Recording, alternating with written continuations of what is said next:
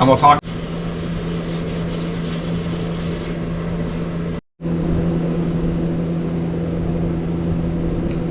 Welcome back, folks.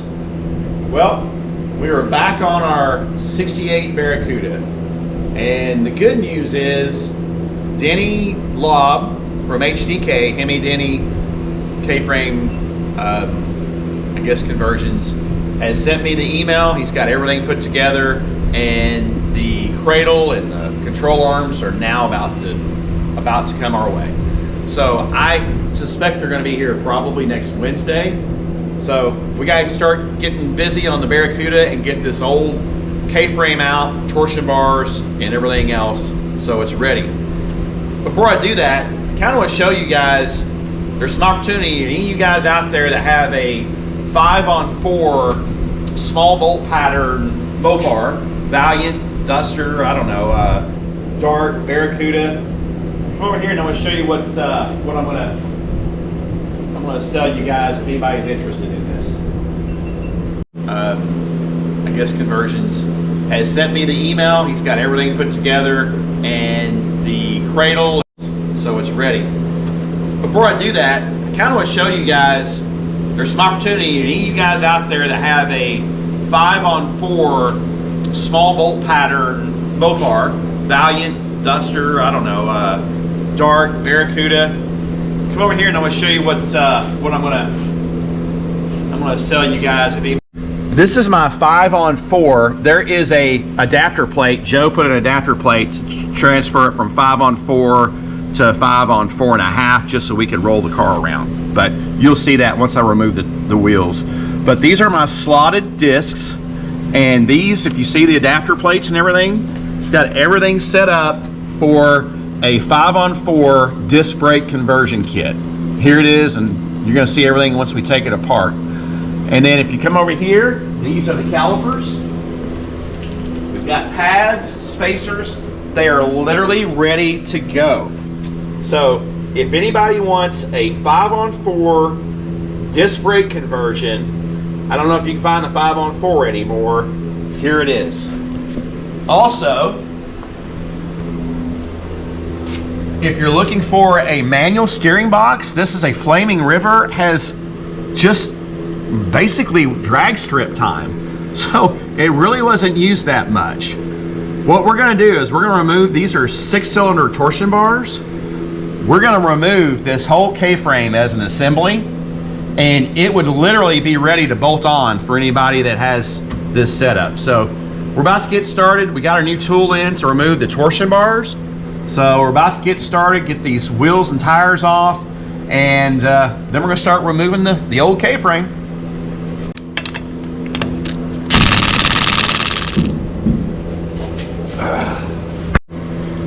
So again, these are the adapters. Mopar Joe, just Mopar Joe when he painted the car, and we put new wheels on it. These are the adapters that go from 5x4 to 5x4.5. You won't need these. This is what you're going to need. So we'll get these adapters off.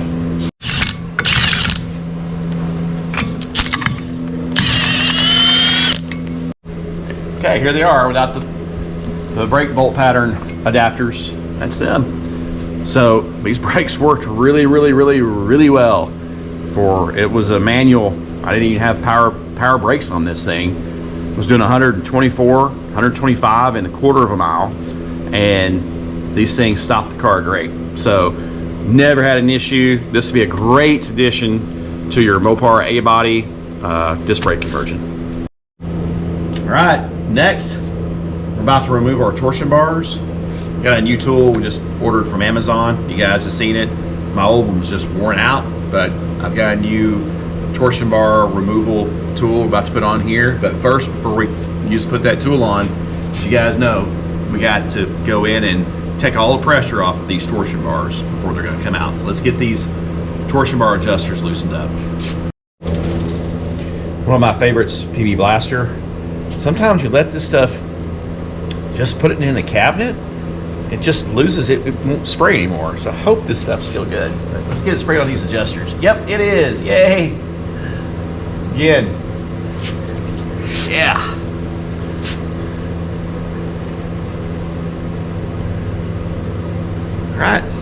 let's get them loosened up. Oh yeah, this thing is no load. All right. Remember, before we remove the torsion bar, we gotta get these little clips out. So let me get some pliers and we'll get this clip out, then we'll get our tool on.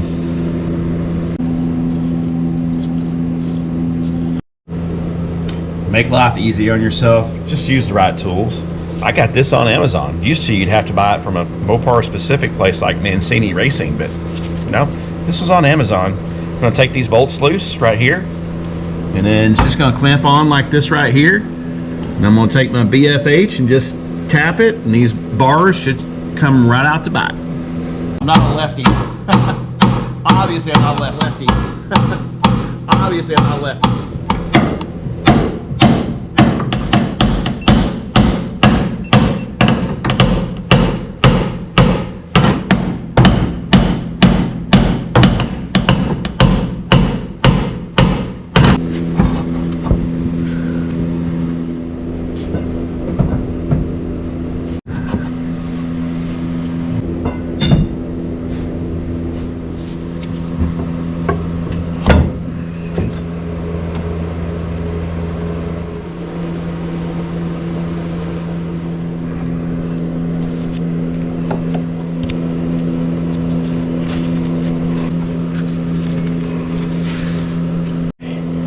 So let's do the other side. Okay. Much easier. Let's do the other side.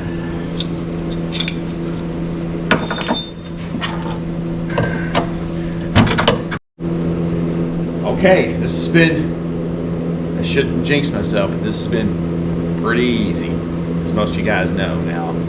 I got 4 bolts here on the K-frame. I'm going to try to break, see if they'll just break loose, that's it. I am not removing this K-frame with all the heavy disc brakes and suspension all together because we got a heavy rear end in the back. And although it's on the lift is as far back as it'll go in the rear arms, you just don't take any chances. So I'm going to break these loose, and then we're going to lower it as close to the ground as possible. Then I'll get under here with my impact, drop them, and it'll be on probably a furniture mover, big heavy duty dolly, and then we'll lift it up and make sure it's safe on the lift. And that's it. Okay, I'm gonna get a long extension. Okay, it's coming out. Ooh. All right, okay, I want to talk about something real quick. When you're doing something like this, and you're using a 2-post lift, you're about to drastically change the ballast of this car.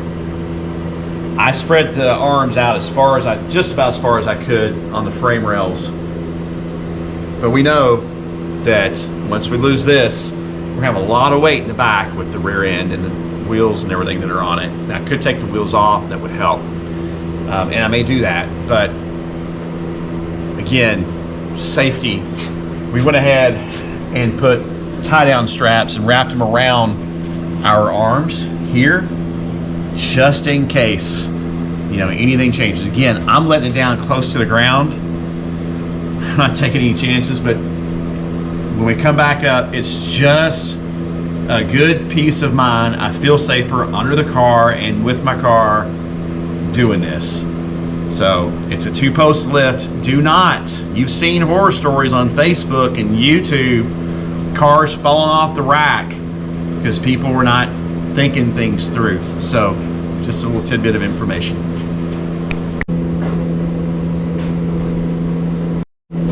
All right, we're about to lower it. We've got a furniture mover here, which would be more than enough as far as strength. It's gonna be plenty strong enough. But we're gonna go ahead and lower it down, and we need to build up whatever we need to build up, get this thing close to the furniture mover, and get these 4-bolt K-frame bolts removed.